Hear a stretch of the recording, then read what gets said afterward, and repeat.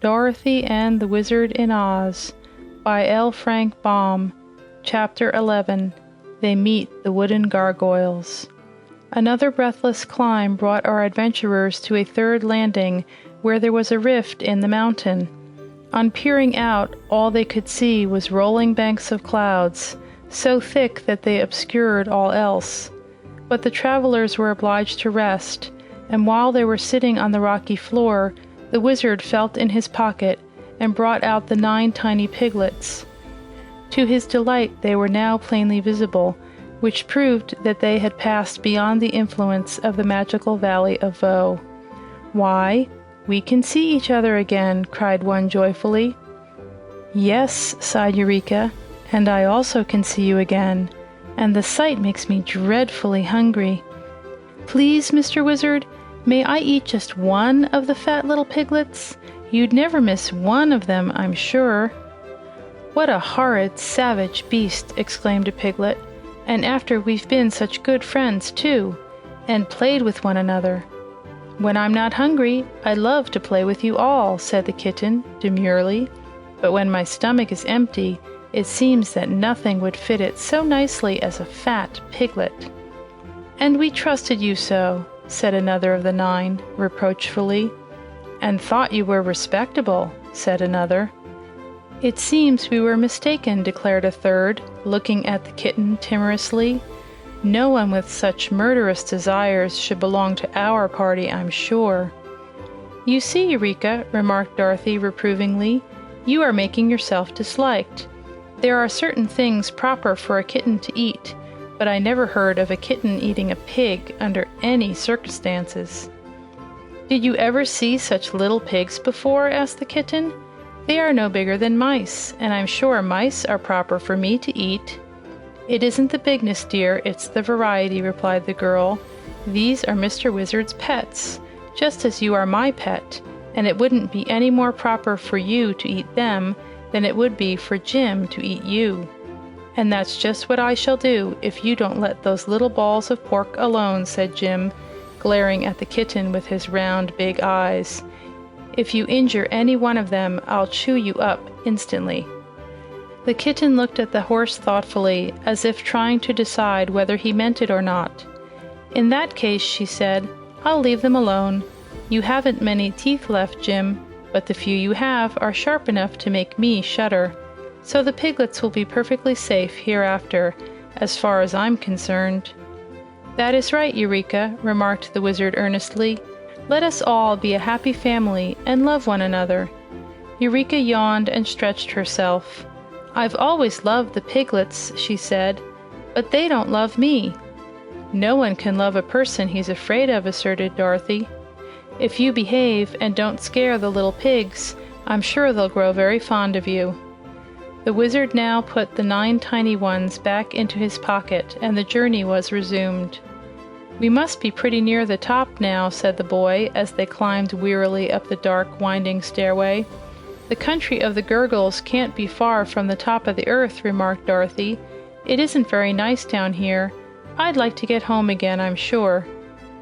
No one replied to this because they found they needed all their breath for the climb. The stairs had become narrower, and Zeb and the wizard often had to help Jim pull the buggy from one step to another, or keep it from jamming against the rocky walls. At last, however, a dim light appeared ahead of them, which grew clearer and stronger as they advanced. "Thank goodness, we're nearly there," panted the little wizard. Jim, who was in advance, saw the last stair before him and stuck his head above the rocky sides of the stairway. Then he halted, ducked down, and began to back up, so that he nearly fell with the buggy onto the others. "Let's go down again," he said in his hoarse voice. "Nonsense," snapped the tired wizard. "What's the matter with you, old man?" "Everything," grumbled the horse. "I've taken a look at this place, and it's no fit country for real creatures to go to.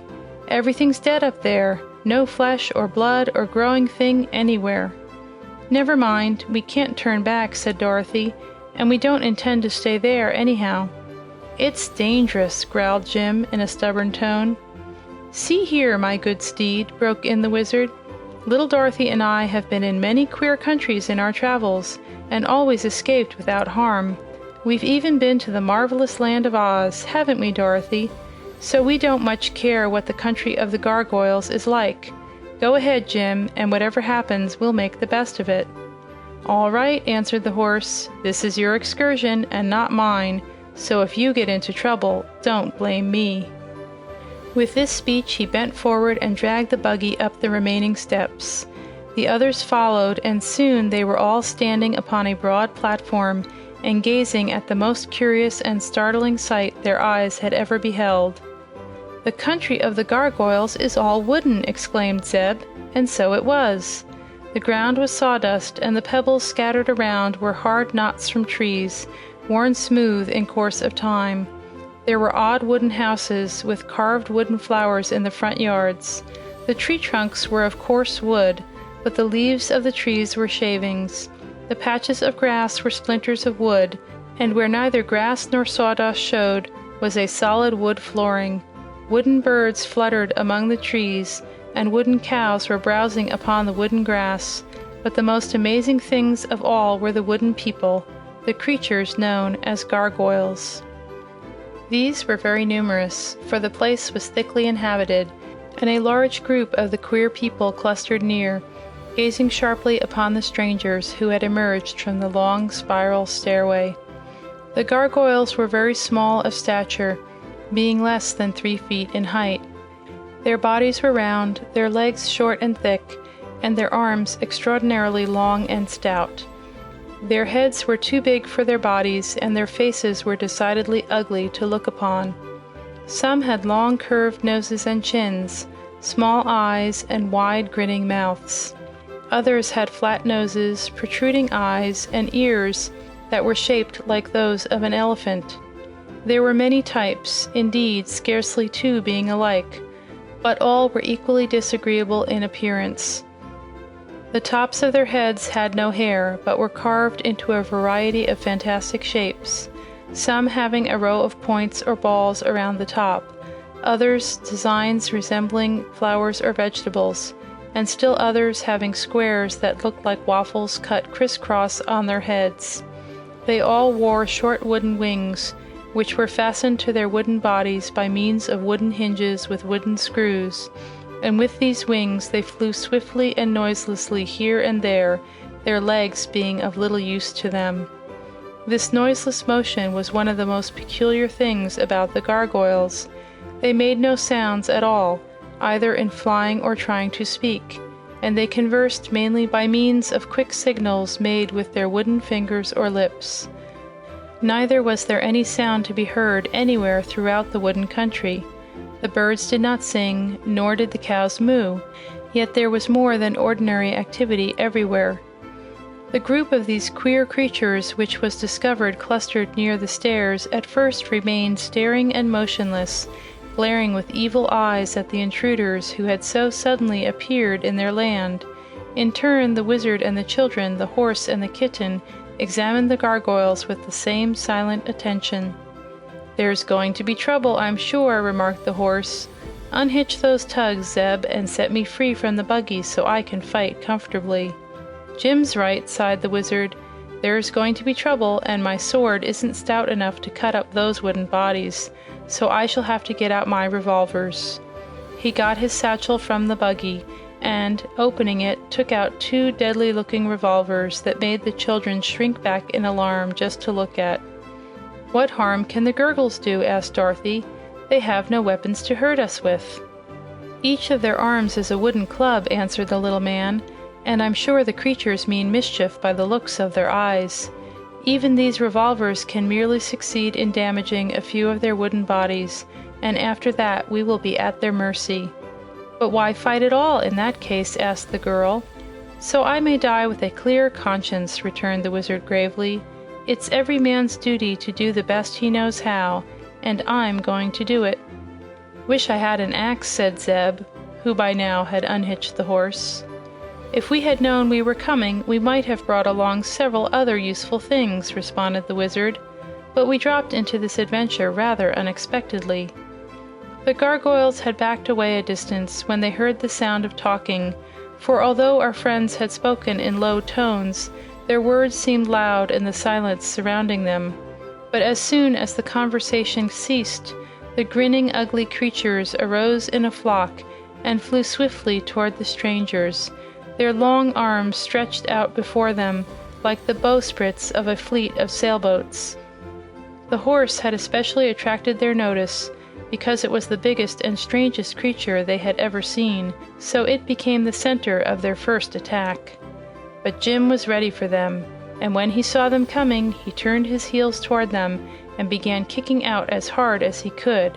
Crack, crash, bang went his iron-shod hooves against the wooden bodies of the gargoyles, and they were battered right and left with such force that they scattered like straws in the wind.